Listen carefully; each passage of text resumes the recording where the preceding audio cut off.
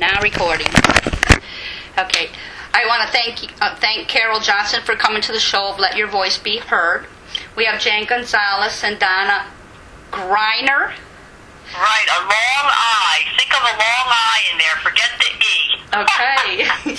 I got it right. Yay. All right. So we are going to start off with a small prayer. So, Father, in the name of Jesus, I pray, thank you so much for gathering us all together and bonding together and helping others to raise awareness. And we pray that this is able to do that, and along with giving people strength and using it as a tool to help them through their circumstances, and maybe they can learn something that might help them. We are so blessed for all that you give us. In Jesus' name we pray. Amen. Amen. Okay, Carol, why don't you start off about how your accident happened and what you have, and start from the beginning. Tell us a little bit about the beginning. This could take a long time, but I won't make it real long. I actually had RSD twice before I got it permanently. Only back then they didn't have that name for it. I broke both my hands. What did they call it? Yeah. The first time they just said that I had nerve damage to my hand, and that it could have been from my breaking it, or it could have been from the surgery they did trying to put it back together. Okay. But I had my 6-week checkup, and they took my cast off, and my hand was black and covered with black hair and looked like beef jerky, and they had to take me into emergency surgery and remove all the pins and screws out of my hand. I had 3 more surgeries, and it took, I don't know how long for me to move my thumb over to my index finger in physical therapy. It was awful. And that's what gave me the first clue that I had RSD when I was diagnosed with it later. Your RSD was caused by surgery? That time, and actually all 3 times, yes. Okay. Well, I broke my hand, and I broke it severely, and I had to have surgery to have all sorts of metal fixation devices put in it. I had 48 pins and screws in my hand. Oh. Yeah. Oh my gosh. Wow. That was in 84, and they ended up doing a sympathectomy. Yes. On my hand, which has been so repute now, but it's what actually put it in remission. And it's probably the only part of my body that doesn't hurt now. And then in 93, I was the pinata at my daughter's 13th birthday party, and they put my hand up to not get hit by this long pole that we were using because we couldn't find a bat. And she hit me in the head, and my hand was in front of my head trying to protect it, and I had no place to duck and hide. And so I shattered my left hand. And had horrible medical care. And I had 3 or 4 surgeries on that one. And I had to change doctors several times because they were so bad. And that time my hand was turning, blue and purple and all the colors and swelling up, and it was going up to my elbow. When I finally was referred by my physical therapist to a doctor who was a good hand doctor up by Stanford, and he did blocks in my elbow, which were very painful. And he wanted me to have this surgery. Well, it was recommended after I had EMGs done. It was recommended that I have the surgery to transfer the nerves in my elbow that had somehow gotten screwed up from the, damage and surgeries and whatnot. Mm-hmm. And he said that it could be perfectly honest with you, you'll probably end up in worse shape than you already are, because when he said RSD, but I didn't know what RSD was. Mm-hmm. And since he had already just talked to me out of having the surgery, I didn't pursue what he was talking about. I still have it in my hand that has never been anywhere as bad as my first hand was, or than my foot, which was absolutely the worst. I was supposed to have a very minor, very minor foot surgery, and I was changing jobs, so it had to be done in a 2-week period between jobs and over the holidays. And I'd had that surgery done 10 years before. I had gone to the beach the next day with my mom, and so you know how minor it should have been. We were just supposed to scrape off some, I don't know, isn't the word, but like stand off little bone spurs in the big toe joint. And no problem. First time I had it done, and then my big toe locked up again, and it was really painful. So I saw another podiatrist, because I was in a different health plan, that the guy thought had been trained under the guy that did my first surgery, who knew exactly what to do and offered all of the services and paperwork on me. He never even contacted him. And he did the complete wrong surgery. There's like 5 surgeries that can be done to fix that problem. And they'd be like level 1 through level 5, 5 being the worst. He did 5, which should only be done on elderly, immobile people who can't walk to get out of bed or anything. And he put metal screws and stuff in my foot, and he removed my big toe joint. I was awake for the surgery, which lasted 4 hours, and I could hear and smell the bone and the blood, and they periodically give me a little bit of light sedation, you know, as I was getting very hysterical. Hello? May I ask who's joining us? Okay, continue. Sorry about that. It's alright. And I kept asking what's going on, because I knew it wasn't the same surgery I had. And whenever I'd ask the doctor to say something with the anesthesiologist, and he'd give me a little more through my nose, you know, and usually try and calm me down. Was it a requirement that you stayed awake for the procedure? Well, he lied to the hospital, the insurance, and everybody else. He said he was doing the procedure I should have had, not the one he did. So, if he had been doing the one that he actually did it, I would have had to have it in the hospital, and I would have had to been put under. Okay. He lost his job. I sued him. What kind of treatments did they give you for your complex regional pain syndrome? Well, he gave me none except to send me to a physical therapist for 3 visits. And the physical therapist never heard of it and didn't know anything about it. So I looked up on my own and called around and researched a lot online. And Google was available then. You know, you could go online, thank God. And so I found a physical therapy center that there was a doctor there that was very well known in RSD, and I saw him when he was no longer treating RSD patients for a while, because he said they burn him out because they never get better. But he treated me until I could find a pain doctor, paid money.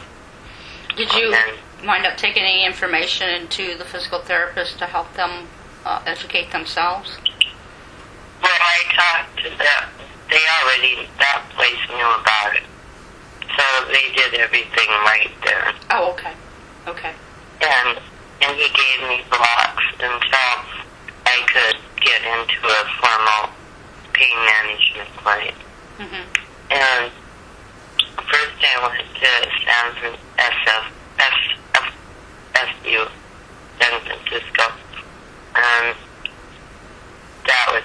ways from where I lived. It was an hour, and I could barely touch my foot on anything, so driving there and that was really hard. That time they were connected with Stanford University, which had the same program supposedly. So they offered me the opportunity to switch to Stanford, so I went to Stanford. Big mistake.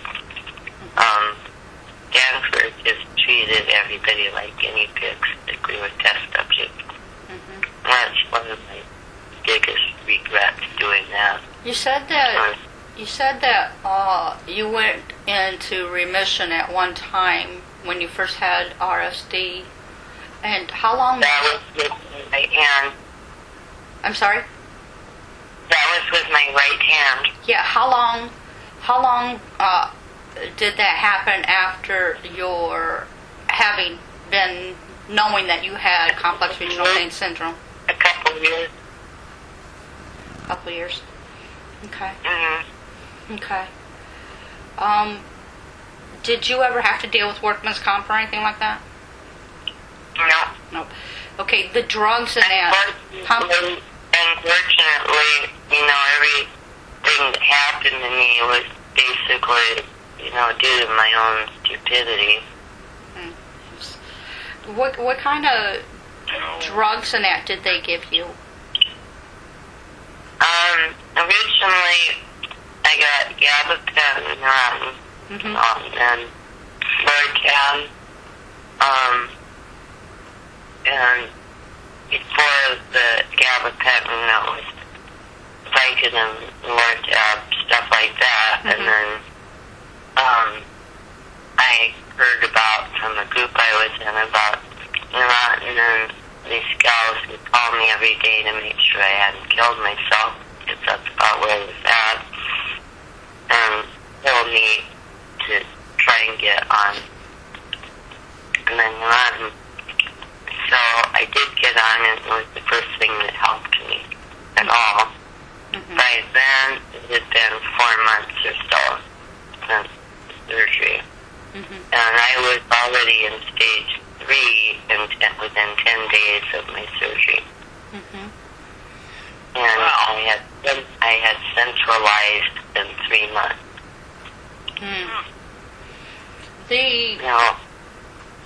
The depression in that. Let's talk about depression. I was depressed. You mentioned something about one of the medications was, if I understood that right, that it increased your mood for depression. How do you deal with your depression, and what helps you through that? Mostly trying to keep busy and think about the positives and not the negatives, because if I feel sorry for myself all the time, then that's helping me, I have a real hard time with antidepressants. I had the DNA drug test done in April for all meds, including pain medicine, tricyclics and SSRIs and other things, that don't fit in those categories, but everything that I'd ever need to take for my back. And it turned out that of the 7 antidepressants I had been prescribed, I should never have been on any of them. I had horrible side effects from every antidepressant I'd been on. So now I'm on Celexa, which has actually helped me a lot, except I gained about 20 pounds. And then if I gain 20 pounds, then I wake up in a better mood. It helps me sleep too. That's, a good trade-off. And then I also found out that none of the pain medications I've been on helped me. The first enzyme would activate it, and the second one would deactivate it. So they were helping me. So now I've been on the new medications in April, right before I had my back surgery in Maine. So, Now that was good. what are some of the complications that RSD has brought to your life with your illness? Losing my job, not being able to work my job. I tried really hard. And I loved my work, but I couldn't work as many hours, and my last employer was a jerk too. He wanted me working 10, 12 hours a day, and often on the weekends, and he had no empathy for my disabilities, and my doctor writing him letters, and I hung in 3 years, and then I went on state disability, and my doctor thought I'd be able to maybe find a different job in that time, and I didn't even look. I just knew that I was done. There's no way I could work anymore. So I applied for SSDI, and that was approved like the month after I applied. So I was really nervous about that. One of the big problems I had was it takes 2 years to get Medicare after you're on, Did SSDI, so I had to pay a lot of money for insurance. I didn't have a lot of money. I had 2 kids to support, my foster daughter and my daughter. I was adopting my foster daughter, and I knew I wouldn't qualify anymore because I didn't have a job or considered to be stable. So, did your complex regional pain, have you had other health complications because of complex regional pain syndrome? Yes. I've had cellulitis a ton of times. I got MRSA from that. I got fibromeningitis. I got my submandibular gland got infected from one of the cellulitis infections over and over, and my whole jaw would get so swollen down into the neck, so I had to have that removed. And I was in the hospital for a few days for that. I was sick all the time. I still am.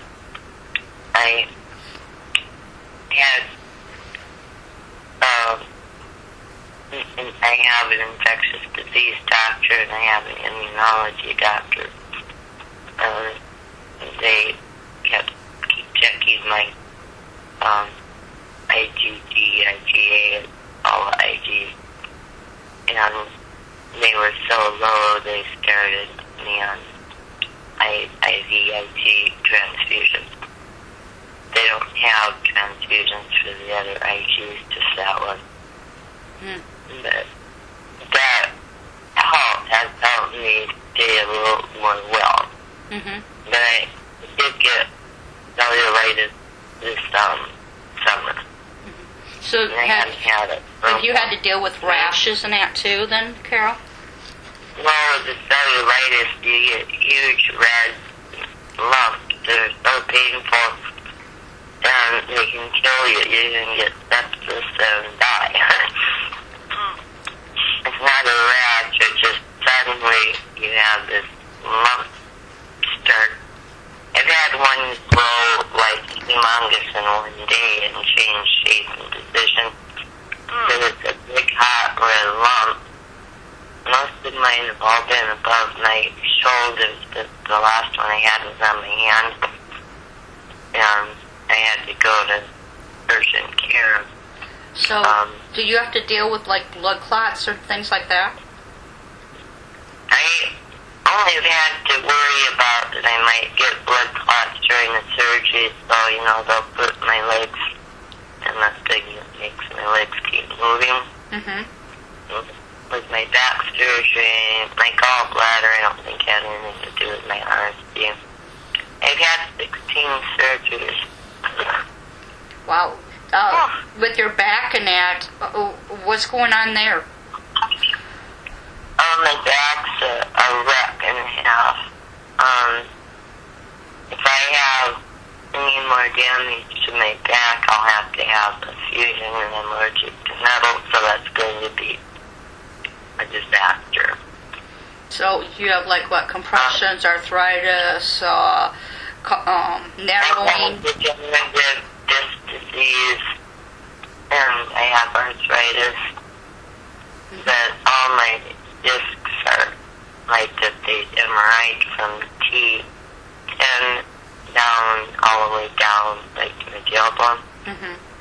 They're all herniated to one degree or another. Wow. And have stenosis, and most of them, the two that I've had surgery on were horribly bad. And then I had a subluxation the last time where, besides herniated L5S1, that was the doctor said it was a huge one. And they had to do an open back surgery because it was so big. And then they had to have nerve decompression on both sides because I had bilateral radiculopathy, which is like having RSD all over again down both your legs and in your feet. So added in addition to having RSD and both your legs and feet, and then it's like double fat. Let me ask you this. I killed myself over that. With your back condition, would you say that when your back is in pain and that, and let's forget about RSD at this moment, when your back and that is in pain and it starts to act up and so forth, do you believe that and when the pain starts shooting down your legs, and I'm sure you have that, the shooting pain and all that from when your back hurts, and problems with immobility, but does that flare up your complex regional pain syndrome also? Mm-hmm. It feels like having it double as bad as normal, but there's some different pains in there too. Like with my foot, the first time I didn't know that. Mm-hmm. It hurt my leg and my foot or anything, and I only had it in one leg and one foot. Mm-hmm. And it's very rare to have it in both. So to have it in both was weird, and the area of your foot or leg that are going to be giving you the problem are based on which discs are the worst. Mm-hmm. So I'm sure you deal with that needle pricking. It's going down to a certain disc because of where the pain is. So that it felt like somebody was trying to strangle the inside of my foot all the time. Mm. Mm. But it was, I couldn't sit still for 5 minutes because I was in so much pain. Mm-hmm. And I didn't sleep. I couldn't sleep. And one weird thing was that I had hot, drenching sweat from the time my back went out this time, which was in January, until in my right ear constantly buzzed.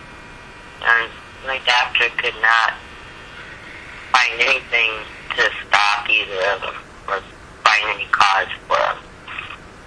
And it just started about the same time. Mm-hmm. And I woke up with my back surgery and I no longer had either symptom.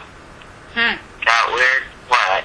That is really weird, because I know that with my back and that, I'm having a lot of issues with my back and, narrowing in the neck, which they are predicting that I'll be paralyzed if I can't find somebody to do the surgery. But then they're saying that even during the surgery, it could paralyze me.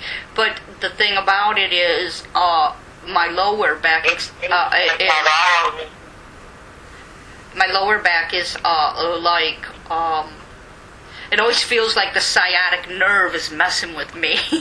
But they keep telling me it's not the sciatic nerve, it's your spine and it's affecting the spinal cord. Is that a little bit like what you... There's nerves that thread through each disc. Uh-huh. And down towards the bottom and your lower back after S5, around S5 they sort of split apart like Mhm. Swiss cheese. Okay? Mhm. Then,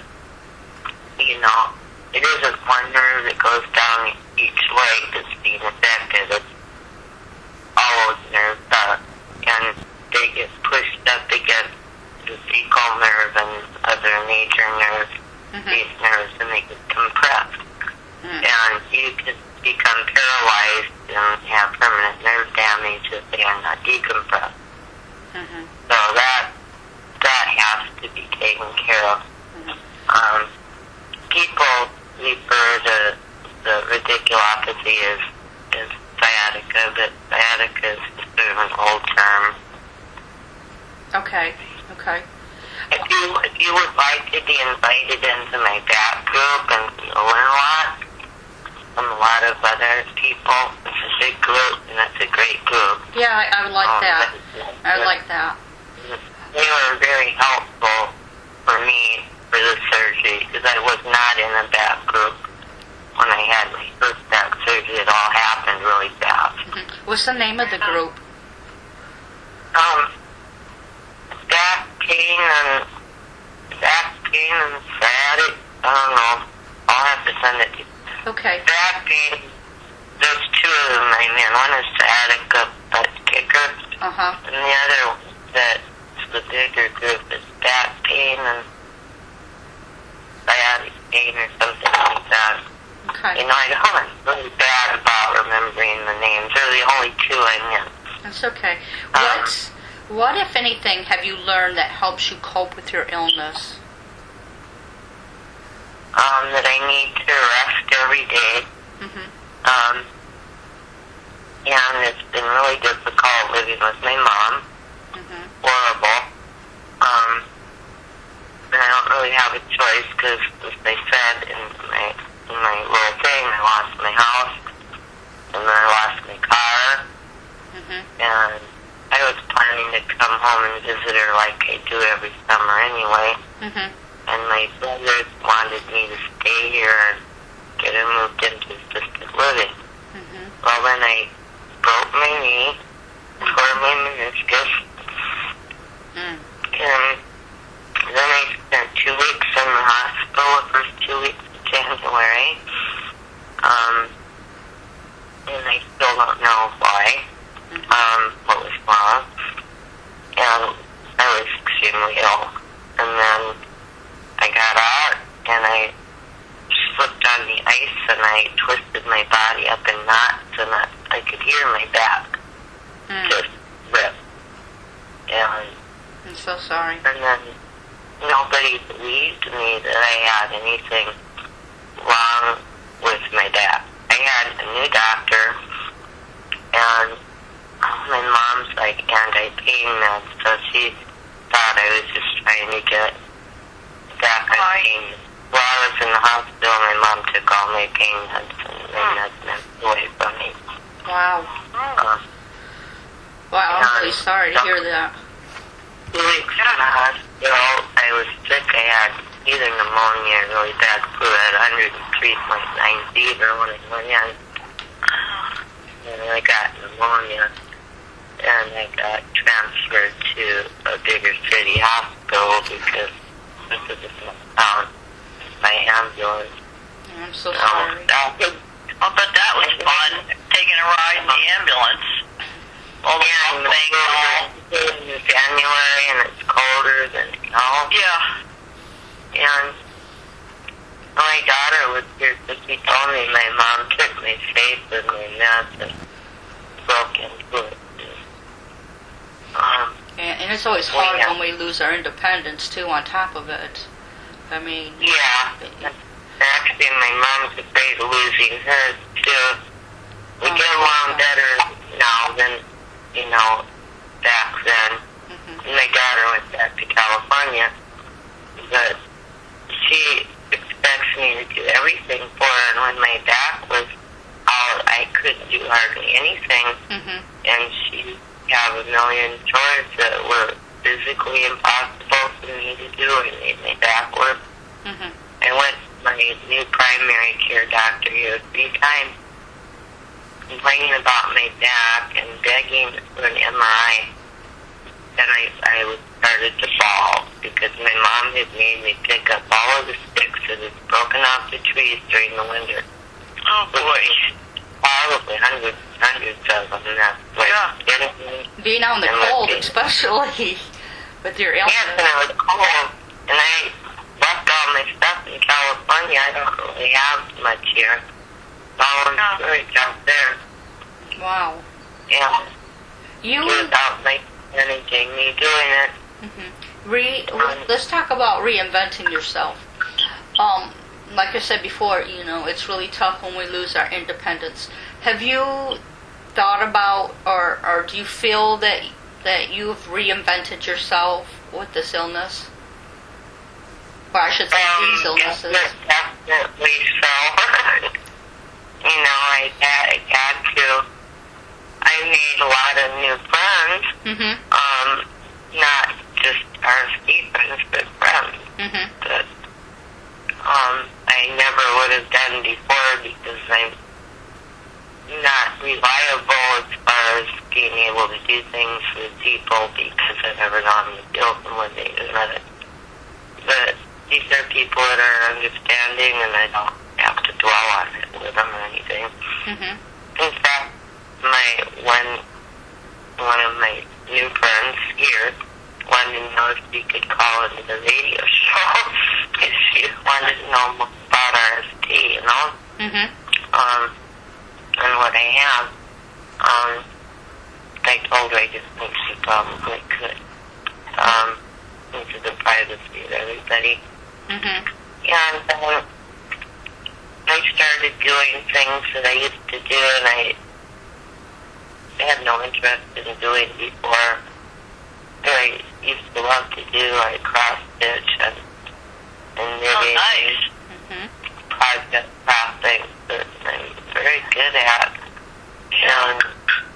And I read a lot, and I give myself time. I don't want to be somebody else time clock all the time like my mom.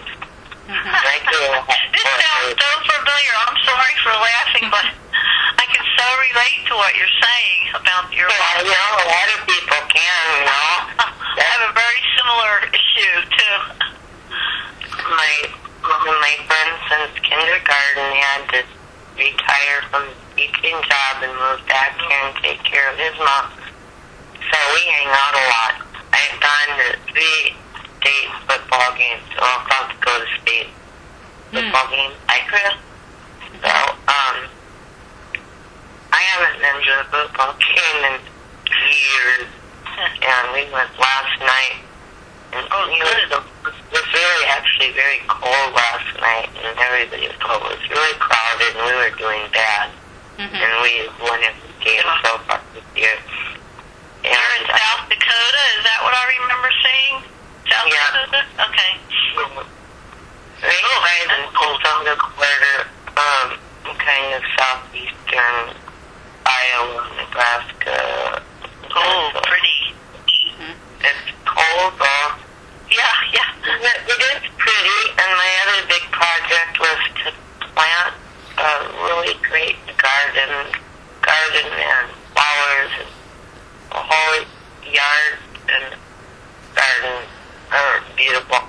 And people stop by and compliment all the time on it. That's awesome. Oh, nice. Have you said anything about it? No, You should send us some pictures. I posted a lot of pictures on Facebook. Well, you should put them on, let your voice be heard there so we can see now, them. in the polish, so they aren't looking as good now. We have So I'm taking raspberries twice a day. I want to ask you, Carol, what what are the positive and the negatives that you found for yourself having your illnesses? Well, I'd rather never have had any of them, I don't know that I can think of, a lot of positive, except that I am a very strong person. And I told the neurosurgeon that when he me, and he saw my MRI films and everything. Mhm. And watching me, he said, I don't understand why you're not just sitting here screaming. He said, you must be in horrible pain. I said, I am. And he said, well, you're not acting like you are. I felt like it was an accusatory sort of comment, you know? Yeah. I'm so Well, sorry. ask him if he ever heard of the word stoic. I said, I'm a very brave person. Mm-hmm.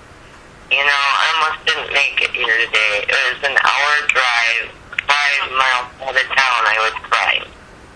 Yes. Wow. Well, we're glad that you Well, thank joined you. us. Thank you. You, when you go to look for information for your complex regional pain syndrome or any other your illnesses, where do you go? Netline, Netscape, I start at Google and then I look at what comes up, and if it sounds like a Mhm. good legitimate website, then, you know, yeah, I'll look at it. Mhm. Pain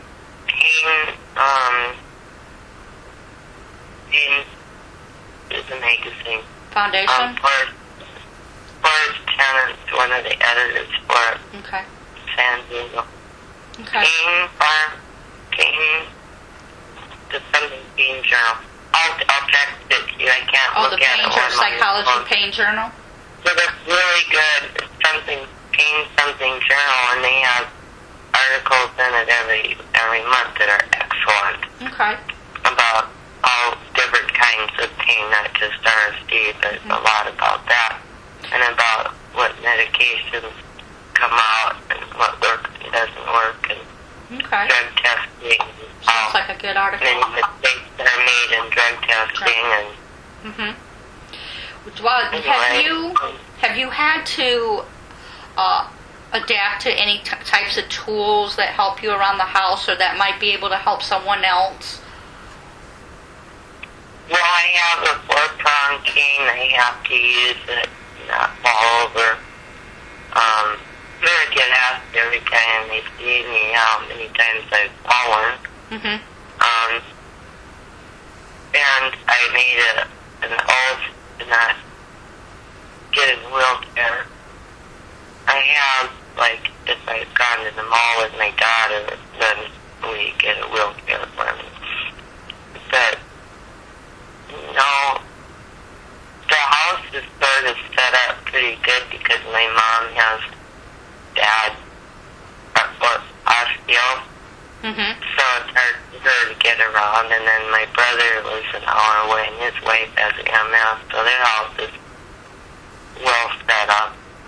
And he comes here, he's been trying to set things up for me. He's making me a woman cave for my computer room. Oh, praise God. Sweet.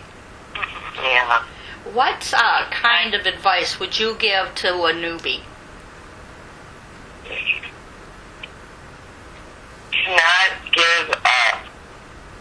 Don't think that your life's over. It will get better, it will get worse, you know? It's not always going to be awful. And don't make it the focus of your life. Okay. So, are you... Those are things I did at the beginning that I spent too much time dwelling on. And it is good to research all of the good things you can do for yourself. Mhm. Like, I found out about aquatherapy researching online. Mhm. And so, my physical therapy that I do primarily is in a pool. Mhm. You know, if I don't have a physical therapy facility with a pool, I'll go to the college pool or the high school pool or something. Mhm. And that is how I had to recover from 2 back surgeries. Mhm. And my RSD after I started with it was my RSD, my foot. Does that seem to be effective for you? Yeah, it really helped. It's just you're not putting any weight on your feet. your legs or anything. It's all, you know. I know that I just started aquatic therapy, and one of the problems that I'm having, it threw me in a flare for 3 days. But one of the things was that the water, it's like a little small, sort of looks like a whirlpool, but it's not. It's a pool, and they have a little treadmill in there, and that's about the gist of it. But the water was putting pressure on my lower back. I could feel the pressure, and it really hurt me. Well, then they should adjust the pressure. Mine were more like not a full-size pool, but more normal-sized pools. And they do have pressure, come out from one end of it, but it's not going to be painful or it shouldn't hurt. And you do exercises to not where you're up against where you're going to have the water. There's going to be some water flowing against you so you build up the strength, but it shouldn't be painful. And it doesn't sound like you're in a big enough pool, so it has to be painful what you're describing. I wouldn't want. They even had me trying to lean up against the wall. Someone with a jacuzzi, I can't be in the jacuzzi because it's painful to me. Yeah, this is painful, and she had me lean up against the wall and lifting my legs, and at the time I didn't think that it was really bothering me too much, but after I got done out of physical therapy, I could barely put my shirt on, lift my arm, put my shirt on, and do any of the other activities. It took me a while to drive myself home, and then of course I went downhill from there, and excruciating pain by midnight, and my eyes just burned. Find a different place and one that's a good sized pool, and that they all really know about RSD. The one I went to was for back patients, heart patients, and RSD patients. Yeah, I don't think these people really are very educated about CRPS. So anyway, it's not about me. The place in California that I think is the best, probably in the country, and have them send you information on what they recommend. I'd like that. This is not look for us. Are there any types of events and projects that you're working on, or that you're doing, that you want to share? Well, my big event in progress that I'm working on is getting medical marijuana legalized in South Dakota. Okay. What was the 4 other state that just legalized recently in the last few days? I heard it. There was a 4th state. Georgia legalized it in July, and the Indian reservations in the state legalized it real recently. And all the states around us is legal. Oh, I didn't realize that. So, I don't know. We have 2 bills pending. There's one that would make it not a jailable offense to be an ounce or less, and the other one is for medicinal marijuana. It's like California. Right. So does So I go to the events that are happening to get people to sign the petition. and I know that you are also doing the prayer group, or not the prayer group. You're going to be adminning and taking care of that page actually with Trina Manning on the new suicide group also. And I know that you're very good at working with people, helping others through difficult times. And I really appreciate that. I mean, you're so good. You have a knack for that. I did try and kill myself once, and I have... Sorry. I'm glad that you're here. My daughter had a lot of in junior high. Uh-huh. Where I had to take her to an emergency psychiatric center.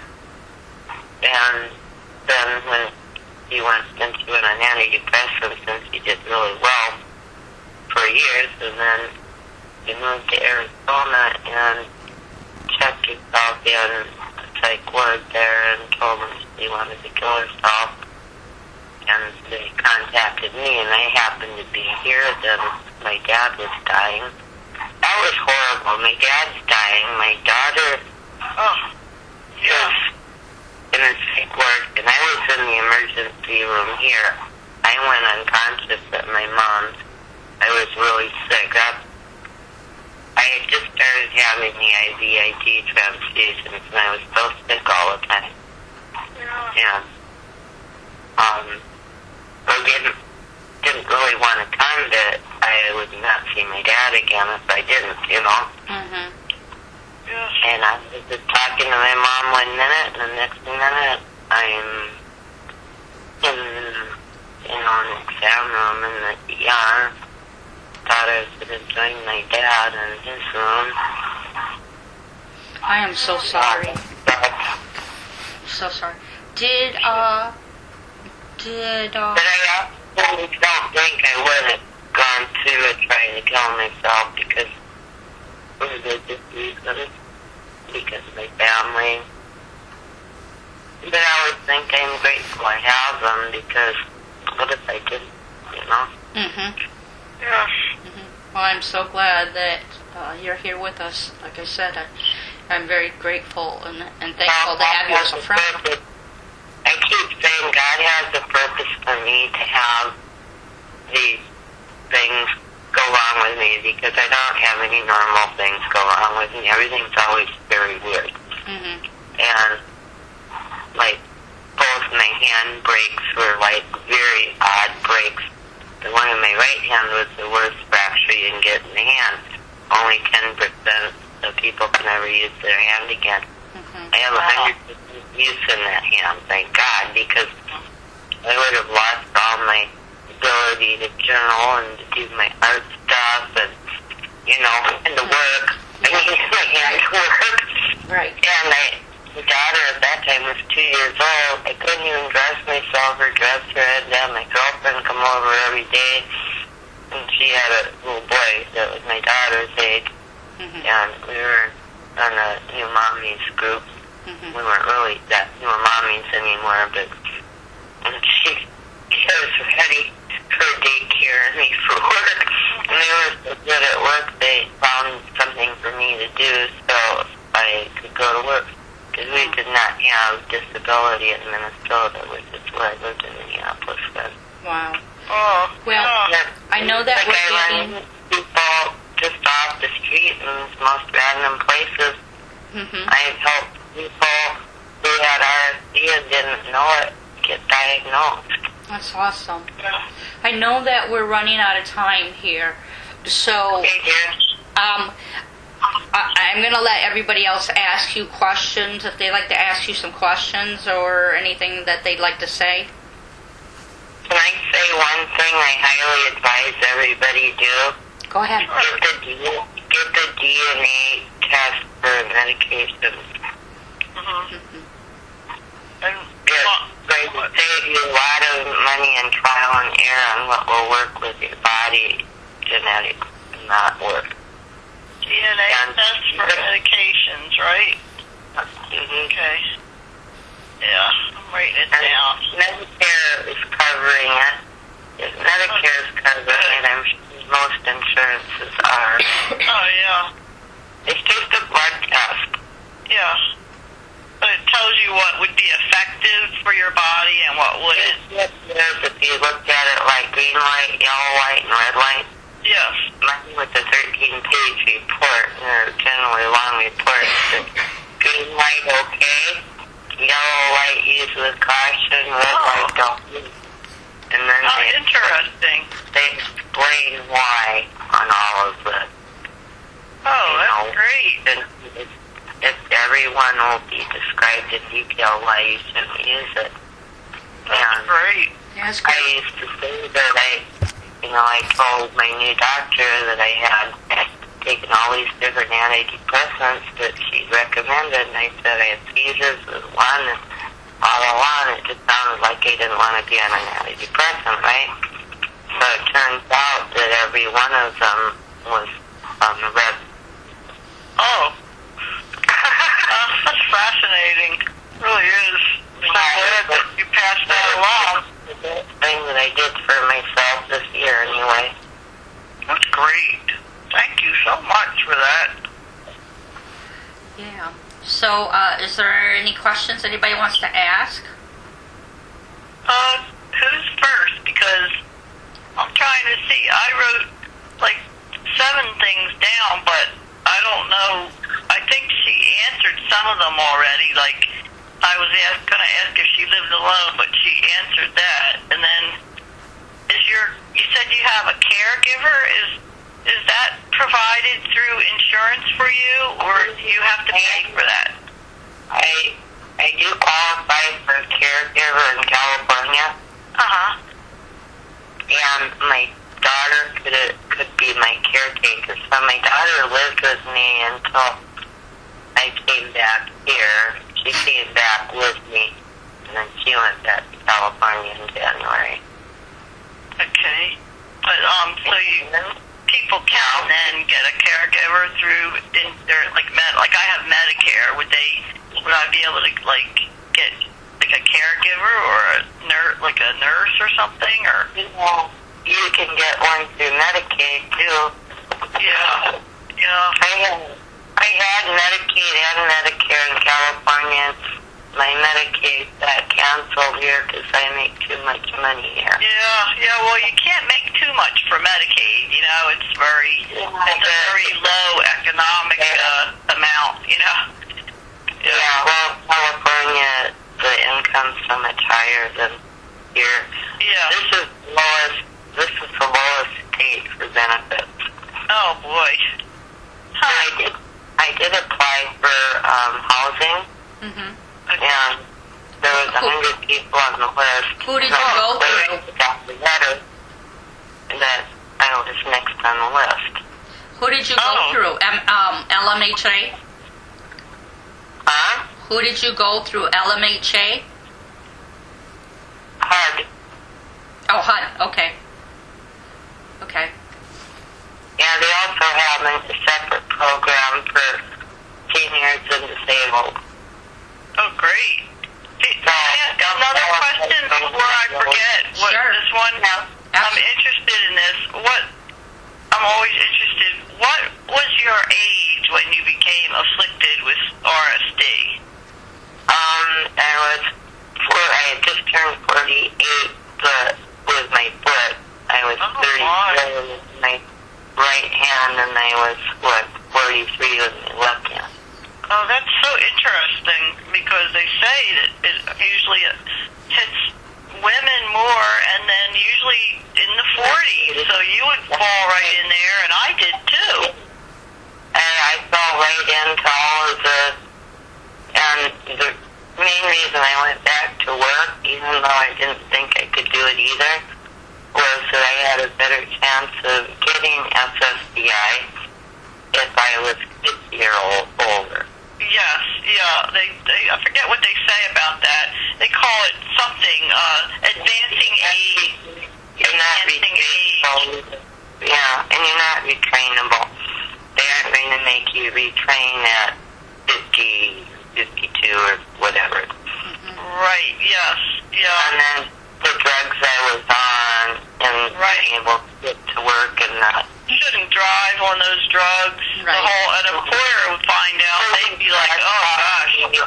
Caught me sleeping at my desk on. Okay, ladies, I really got to cut this short. Okay.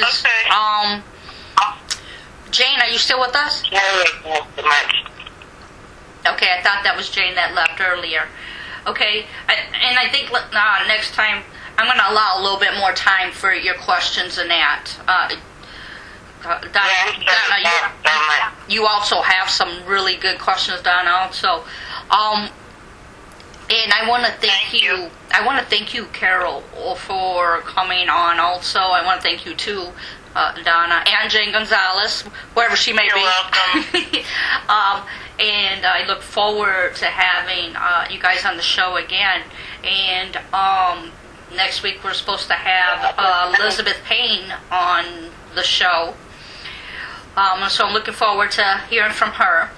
And again, if you guys have caregivers that would like to come and speak out on your behalf and to tell us what it's like to be a caregiver, love to hear from them. I'd like to get more. Awesome. I'd like to get more caregivers on the show. Also, if we could do maybe caregivers on Mondays, even that would be awesome. And or even a friend, somebody that wants to speak out, and tell them what it's like to be a friend of someone that's has complex regional pain syndrome or fibromyalgia. Or you don't have to come on the show just because you have RSD. It can be for any chronic illness, or and it's for family, friends, and loved ones. So if you guys just spread that around. I'm sorry? I'm sorry? I have a friend that would be great in that. Awesome. Please have her contact me. I would love to set her up with the show We and have that. a friend since we were 13. Oh, that's nice. Wow. Sorry. Yeah, I would love to have her come and speak out and tell us what it's like on the other side. Always looking for that new perspective to help others understand, this invisible disease. So anyway, I want to thank you again for coming, and we really got to go. So, Okay. Thank you so much.